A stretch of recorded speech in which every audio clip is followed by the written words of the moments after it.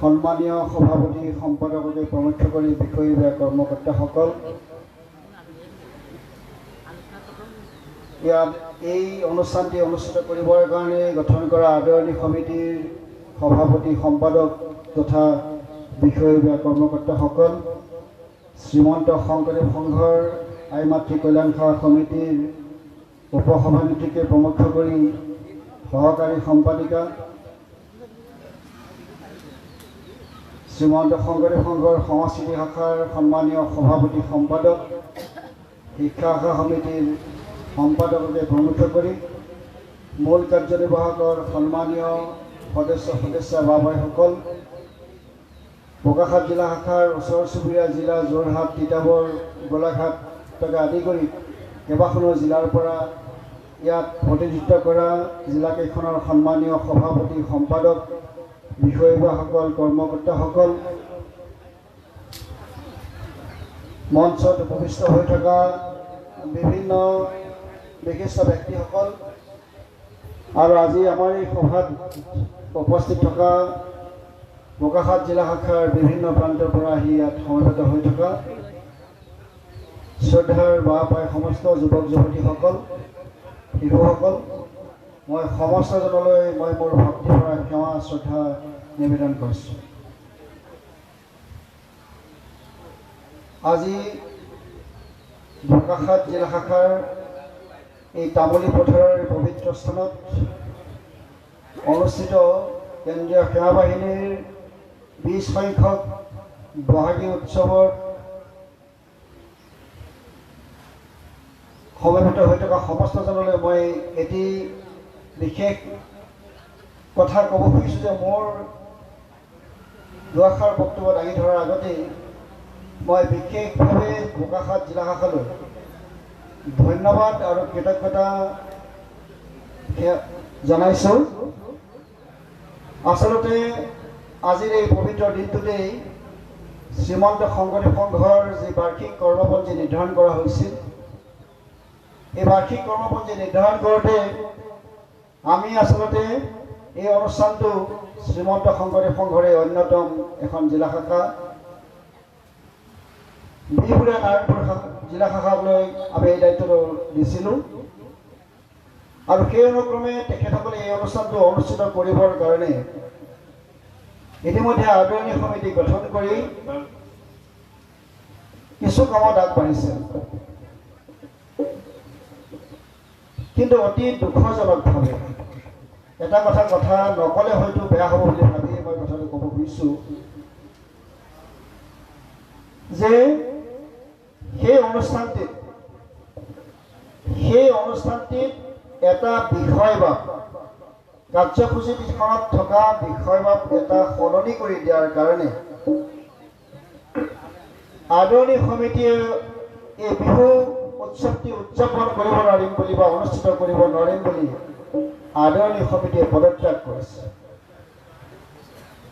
এই আটাইতকৈ দুৰ্ভাগ্যজনক কথা আৰু শ্ৰীমন্ত শংকৰদেৱ সংঘৰ ভকতসকলৰ মানসিকতাৰ কথা মই আচলতে আপোনালোকক ক'ব খুজিছোঁ, আপোনালোকে নিশ্চয় বুজি পাইছে। কিন্তু ধন্যবাদ জনাইছোঁ এইকাৰণেই যে আমাৰ মাত্ৰ 10 দিনীয়া প্ৰস্তুতি আমি যোৱা 1 মে' তাৰিখে এখন সভা অনুষ্ঠিত কৰিছিলোঁ। সেই সভাখনত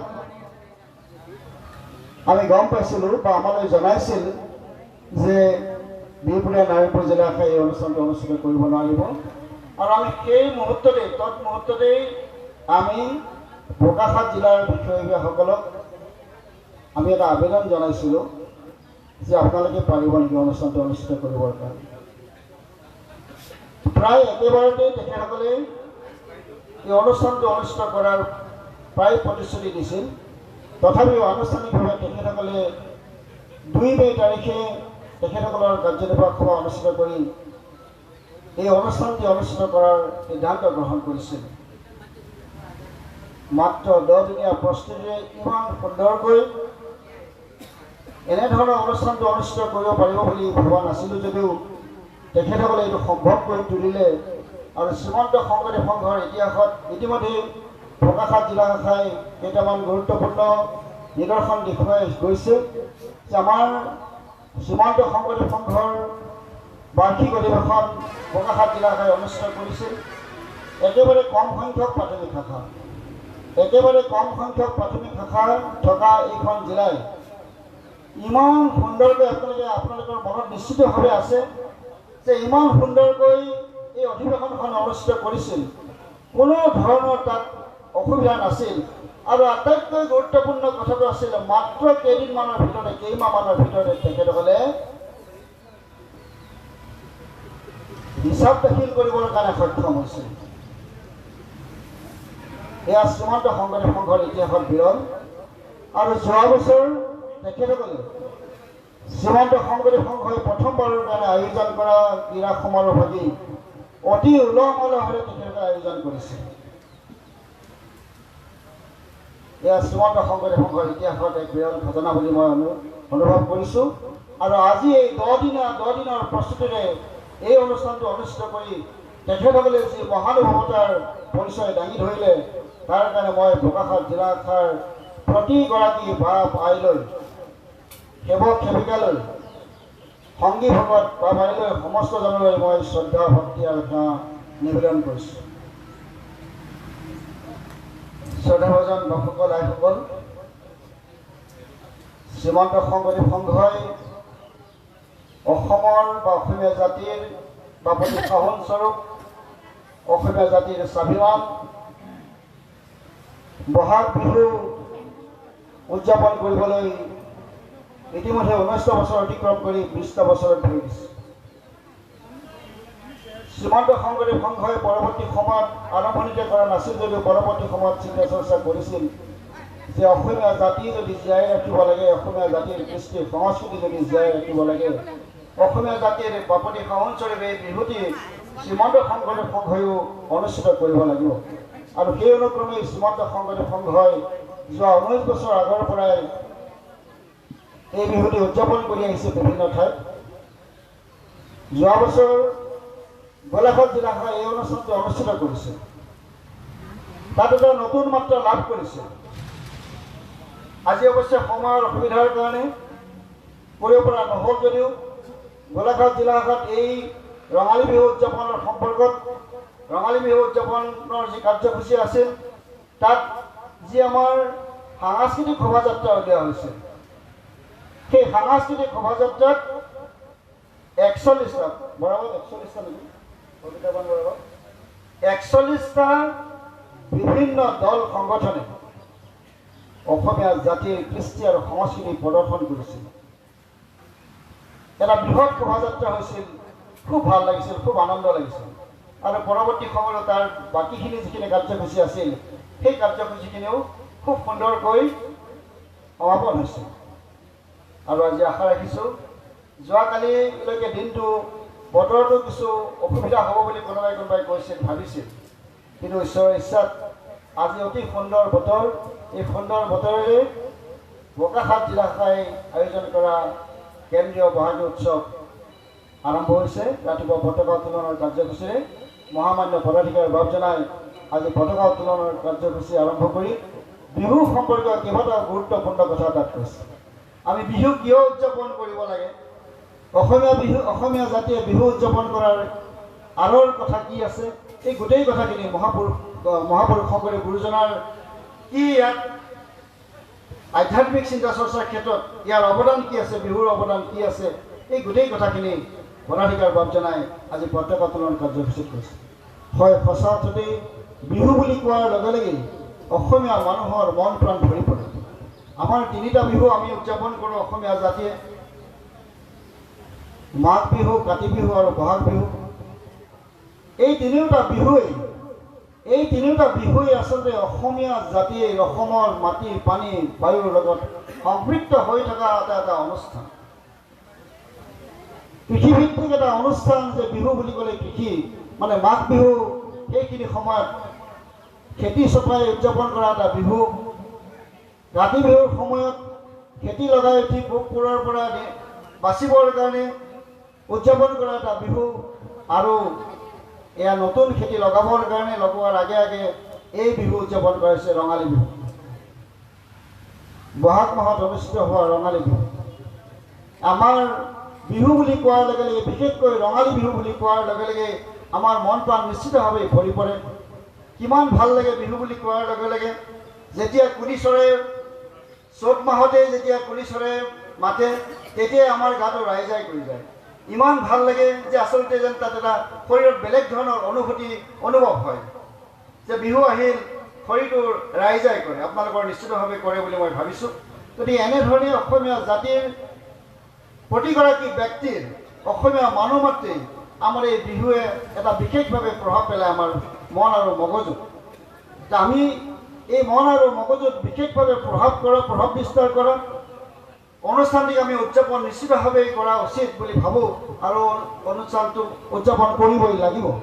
গতিকে আমি এই বিহুৰ জৰিয়তে আমাৰ যি ঐক্য সংহতি সম্প্ৰীতি আছে, এই ঐক্য সংহতি সম্প্ৰীতি এনাজৰীডাল আৰু কটকটীয়া হৈ যায় এই ধৰণৰ বিহু উদযাপনৰ জৰিয়তে। গতিকে আমি এই বিহুটো উদযাপন কৰাৰ আঁৰত আৰু বহুত কথাই থাকে যে আমাৰ এই বিহুতেই, বহাগ বিহুতেই আমি ইজনে সিজনক মনৰ বা ভাৱ প্ৰদান কৰাৰ, আমাৰ প্ৰেম ভাৱ প্ৰদৰ্শন কৰাৰ যি এটা আন্তৰিক কথা আছে, সেই কথাখিনি আচলতে আমি অনুভৱ কৰিব পাৰোঁ প্ৰতিটো পলে পলে যে আমাৰ মাজত থকা ডেকা ডেকীৰ মাজত থকা আমাৰ যি প্ৰেম ভাৱ, সেই প্ৰেম ভাৱ বিনিময় কৰিবৰ কাৰণেও এই বিহুতেই আচলতে আৰম্ভ হয়। এই বিহুৱে তেনেধৰণৰ এটা মানসিকতা জগাই তোলে। এই বিহুৰ যি ৰজনজনীয়া পৰিৱেশ, এই ৰজনজনীয়া পৰিৱেশে আমাক তেনেধৰণৰ মানসিকতা লৈ যায়। যি কি নহওক, এই বিহু বহুত পাৰম্পৰিকভাৱে বহুদিন পূৰ্বৰ পৰাই চলি আহিছে। বিহু আচলতে প্ৰথমতে পথাৰতে বিহু মাৰিছিল, গছৰ তলত বিহু মাৰিছিল বা নৈ পাৰত বিহু মাৰিছিল। কিন্তু পৰৱৰ্তী সময়ত এই বিহু মঞ্চলৈ ৰূপান্তৰিত হৈ গ'ল। এতিয়া মঞ্চত বিহু উদযাপন কৰা হয়। আমি এটা মঞ্চ বিহু উদযাপন কৰোঁ। আমি পথাৰত বা নৈ পাৰত আমাৰ বিহু উদযাপন এতিয়া নহয়। কিন্তু এতিয়াও পাৰম্পৰিকভাৱে পৰম্পৰা ৰক্ষা কৰি ঢকুৱাখানাৰ ফাট বিহুৱে এতিয়াও গছৰ তলত বিহু মৰা বা নৈ পাৰত, চাৰিকলীয়া নৈ পাৰত বিহু মৰাৰ পৰম্পৰা তেখেতসকলে এতিয়ালৈকে ৰক্ষা কৰি আছে। আজি হয়তো তেখেতসকলৰ এই চাৰিকলীয়া ফাট বিহুৰ আজি শেষ দিন হয়তো হ'ব। গতিকে এনেধৰণৰ বিহু আমাৰ চলি আছে আৰু সেই বিহুৱে এতিয়া আমাৰ মঞ্চলৈ ৰূপান্তৰিত হৈ গ'ল। এই মঞ্চলৈ ৰূপান্তৰিত হোৱা বিহু মানে গুৱাহাটীৰ লতাশিল খেলপথাৰত যি মঞ্চ বিহু হৈছিল, সেয়াই হয়তো আৰম্ভণি আছিল যে গুৱাহাটী মহানগৰীৰ লতাশিল খেলপথাৰত অনুষ্ঠিত হোৱাই প্ৰথম মঞ্চ বিহু এইবুলি শুনা যায়। গতিকে এই মঞ্চ বিহু এতিয়া ক্ৰমান্বয়ে সমগ্ৰ ঠাইতে মঞ্চ বিহু উদযাপন কৰা হ'ল। এই বিহু এতিয়াও চোতাল বিহু ৰূপে কিছু ঠাইত এতিয়াও আছে। চোতাল বিহু হয়তো এতিয়াও হৈ আছে ক'ৰবাত। কিন্তু আমি সামগ্ৰিকভাৱে এই বিহুৱে এতিয়া কিছু বেলেগ ধৰণৰ এটা মাত্ৰা লাভ কৰিছে। এতিয়া প্ৰতিযোগিতাৰ দিন আহিছে, প্ৰতিযোগিতা কৰা হৈছে। প্ৰতিযোগিতাৰে বিহুৰ মানদণ্ড নিৰূপণ কৰা হৈছে। এই প্ৰতিযোগিতাত বিহুৰ মানদণ্ড কেনেকৈ নিৰূপণ কৰা হৈছে, এই গোটেই কথাখিনিক বিহুৰ ঐতিহ্য আৰু পৰম্পৰা, বিহুৰ যি ঐতিহ্য, অসমীয়া জাতিৰ বাপতি সাহোনস্বৰূপ এই বিহুৰ যি ঐতিহ্য আৰু পৰম্পৰা আৰু ইয়াৰ সংৰক্ষণ, এই গোটেই বিষয়টোক এটা গুৰুত্বপূৰ্ণ বিষয় লৈ আজি এখন আলোচনা চক্ৰ অনুষ্ঠিত কৰা হৈছে। এই আলোচনা চক্ৰত নিশ্চিতভাৱে এই অসমীয়া জাতিৰ যি বিহুৰ পৰম্পৰা, ইয়াৰ যি ঐতিহ্য নিশ্চিতভাৱে তেখেতসকলে ইয়াত ব্যক্ত কৰিব বা তেখেতসকলৰ বক্তব্যত প্ৰকাশ পাব। আমি আশা ৰাখিছোঁ এই বক্তব্যই আমাক কিছু হ'লেও পুৰণা আমাৰ ঐতিহ্যমণ্ডিত যি বিহু আছে, আমাৰ যি ঐতিহ্য আছে, আমাৰ যি পৰম্পৰা আছে, কেনেকৈ এই বিহুৰ আৰম্ভণি হৈছিল, এই বিহুৱে আমাক কি দিছিল, সেই বিহুৰ পৰা আমি এতিয়ালৈকে কেনেধৰণে আগবাঢ়ি আহি আছোঁ, এই বিহুৱে আমাক বিহুটো উদযাপন কৰি অসমীয়া জাতিৰ সংস্কৃতি ৰক্ষা কৰাৰ ক্ষেত্ৰত কেনেধৰণে আমি আগবাঢ়ি গৈ আছোঁ, এই গোটেই কথাখিনি নিশ্চিতভাৱে তেখেতসকলৰ বক্তব্যত প্ৰকাশ পাব বুলি মই আশা ৰাখিছোঁ। যে এই বিহুতেই আচলতে আমাৰ ডেকা ডেকীসকলৰ কাৰণে আচলতে বিশেষভাৱে এই বিহুটো উদযাপন কৰা হয়। তেওঁলোকৰ ক্ষেত্ৰতেই বিশেষভাৱে কিছু প্ৰভাৱ বিস্তাৰ কৰা দেখা যায়। এটা সময় আছিল, আজিকালি হয়নে নহয় নাজানো, যে আজি এটা সময় আছিল যে আমাৰ ছোৱালীবোৰে গামোচা বৈছিল। আজি এখন সুন্দৰ ইয়াত প্ৰদৰ্শনী হৈ গ'ল। ইয়াত বিহু আমাৰ অসমীয়া জাতিৰ পৰম্পৰা ৰক্ষা কৰি ইয়াত এটা প্ৰতিযোগিতা অনুষ্ঠিত হৈ গ'ল যে ইয়াত গামোচাৰ প্ৰতিযোগিতা হৈছে। ইয়াত অসমীয়া জাতিৰ পিঠা পনাৰ প্ৰতিযোগিতা হৈছে। এই পিঠা পনা আৰু গামোচা বোৱাৰ যিটো কৌশল, এই কথাখিনি দেখি আজি ইমান ভাল লাগিছে, ইমান আনন্দিত হৈছোঁ, ইমান গৌৰৱান্বিত হৈছোঁ যে আচলতে অসমীয়া শিপিনীৰ বা অসমীয়া মহিলাসকলৰ, অসমীয়া আই মাতৃসকলৰ ইমান কৌশল আছে, ইমান সুন্দৰকৈ পিঠা পনা বনাব জানে, ইমান যে কষ্ট কৰে। এখন গামোচা ববৰ কাৰণে কিমান সুন্দৰকৈ, কিমান মিহিকৈ এখন গামোচা বৈ আমাৰ অসমীয়া জাতিটোক ৰক্ষা কৰি আছে, সংস্কৃতি ৰক্ষা কৰি আছে। ভাবি ভাল লাগে, দেখি ভাল লাগে।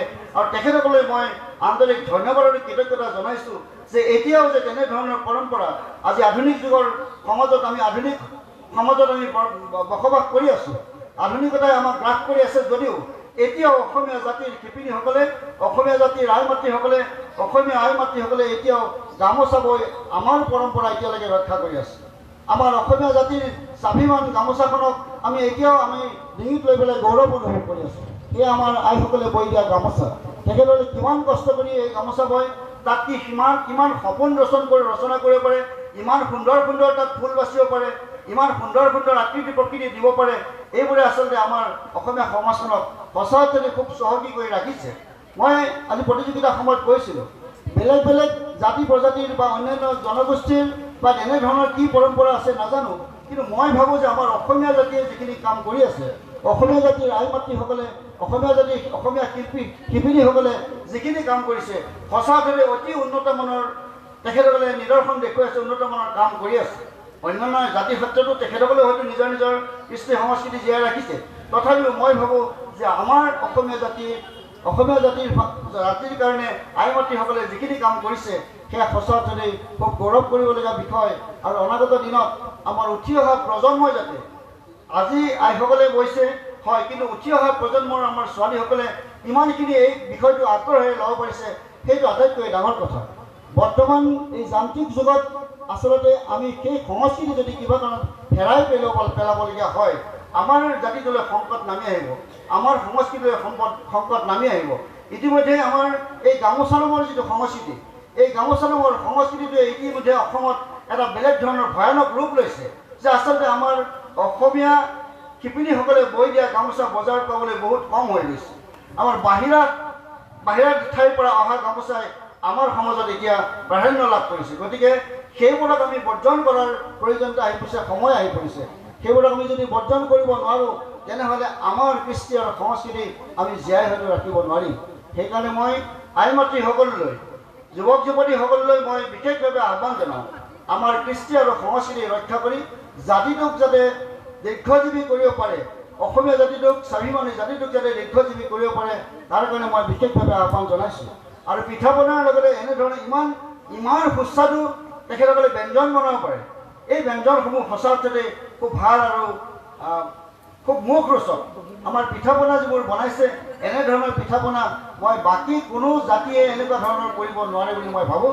কৰে যদিও তেওঁলোকে সীমিতভাৱে কৰে, কিন্তু আমাৰ বিভিন্ন ধৰণে আমাৰ আই মাতৃসকলে পিঠা পনা বনাব পাৰিছে, বনায়।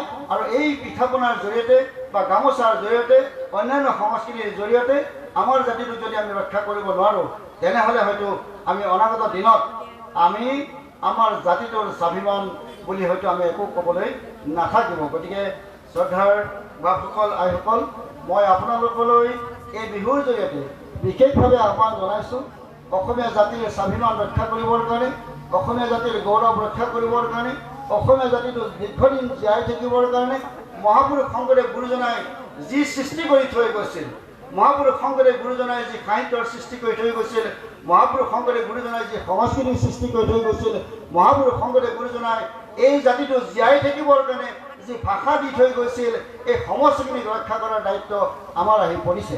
যে অসমীয়া জাতিৰ এই গোটেই কথাখিনি ৰক্ষা কৰিবৰ কাৰণে আমি বিভিন্ন ধৰণে প্ৰচেষ্টা নিশ্চিতভাৱে হাতত ল'ব লাগিব। বৰ্তমান সময়ত অসমীয়া জাতিৰ ভিতৰত, অসমীয়া সমাজখনত বা অসমৰ বিভিন্ন প্ৰান্তত মহাপুৰুষ শংকৰদেৱ গুৰুজনাৰ নামেৰে বিভিন্ন অনুষ্ঠান প্ৰতিষ্ঠান অনুষ্ঠিত হৈছে, বা অন্যান্য অনুষ্ঠান প্ৰতিষ্ঠান বা জাতীয় অনুষ্ঠান হিচাপে বহুত অনুষ্ঠানে মূৰ দাঙি উঠিছে। কিন্তু মই এতিয়া আপোনালোক এটা কথা ক'ব লাগিব যে অসমত বিভিন্ন দল সংগঠনে জাতীয় সংগঠন হিচাপে মূৰ দাঙি উঠিলেও এতিয়া কিন্তু অসমত একমাত্ৰ বিশ্বাসযোগ্য জাতীয় অনুষ্ঠান হিচাপে শ্ৰীমন্ত শংকৰদেৱ সংঘই আছে। এই কথাটো অসমৰ বিভিন্নজন বুদ্ধিজীৱী, শিক্ষাবিদ, চিন্তাবিদে এই কথাটো কৈ আছে যে অসমীয়া জাতিক যদি অসমীয়া জাতিৰ কৃষ্টি, সংস্কৃতি, স্বাভিমান যদি ৰক্ষা কৰিবলগীয়া হয় তেনেহ'লে এটাই মাত্ৰ অনুষ্ঠান আছে, সেইটো হ'ল শ্ৰীমন্ত শংকৰদেৱ সংঘ। গতিকে আমি শ্ৰীমন্ত শংকৰদেৱ সংঘই এই দায়িত্ব কাণ পাতি ল'ব লাগিব। আমি উঠি অহা যুৱক যুৱতীসকলক এনেধৰণৰ নিদৰ্শন দেখুৱাব লাগিব, সেই তেওঁলোকে যাতে আমি আমাৰ এই জাতিটোক ৰক্ষা কৰাৰ ক্ষেত্ৰত আমাৰ যিখিনি দায়িত্ব আৰু কৰ্তব্য থাকিব, সেই দায়িত্ব আৰু কৰ্তব্য যাতে খুব সুচাৰুৰূপে পালন কৰি এই জাতিটোক দীৰ্ঘজীৱী কৰে, তাৰ কাৰণে মই বিশেষভাৱে আহ্বান জনাম। আৰু শ্ৰীমন্ত শংকৰদেৱ সংঘইও এনেধৰণৰ কাৰ্যসূচী হাতত ল'ব। আৰু সেইকাৰণে এই বিহুটো উদযাপন কৰাৰ আঁৰৰ কাহিনী হয়তো সেইবিলাকেই আছে যে আমাৰ জাতিটোক ৰক্ষা কৰিবৰ কাৰণে, আমাৰ কৃষ্টি আৰু সংস্কৃতিক শুদ্ধ ৰূপত প্ৰচাৰ প্ৰকাশ কৰিবৰ কাৰণে শ্ৰীমন্ত শংকৰদেৱ সংঘই কাম কৰি আহিছে। শ্ৰীমন্ত শংকৰদেৱ সংঘই যিবোৰ কামেই কৰিছে মহাপুৰুষ শংকৰদেৱ গুৰুজনাৰ আদৰ্শৰে, সেই সকলোবোৰ কামেই শুদ্ধ আৰু সত্যৰ ওপৰত প্ৰচাৰ প্ৰকাশ কৰাৰ লক্ষ্য আৰু উদ্দেশ্যই হ'ল শ্ৰীমন্ত শংকৰদেৱ সংঘৰ লক্ষ্য আৰু উদ্দেশ্য। গতিকে এই লক্ষ্য আৰু উদ্দেশ্যত যাতে আমি কোনো কাৰণতে পিছ হুমকি আহিবলগীয়া নহয়, তাৰ কাৰণে আমি সকলোকে এই মঞ্চৰ পৰা আহ্বান জনাইছোঁ।